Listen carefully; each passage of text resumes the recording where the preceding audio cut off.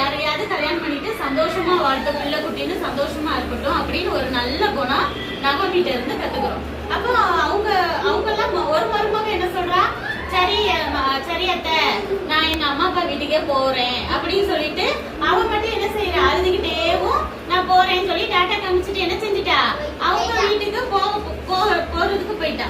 அப்புறம் இங்க ரூத்துன்னு இன்னொரு மருமக இருக்கால, அவ இருந்துட்டு சொல்றா, இல்ல நான் எங்க அம்மா அப்பா வீட்டுக்கு எல்லாம் போக மாட்டேன், நான் உங்க கூடயே தான் வருவேன் அப்படின்னு சொல்லிட்டு அவங்க மாமியாரும் எவ்வளவோ சொல்லி பார்த்தாங்க.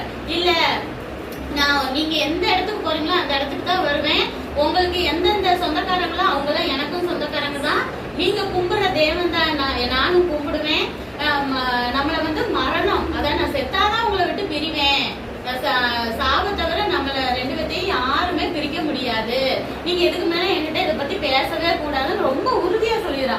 அப்ப நான்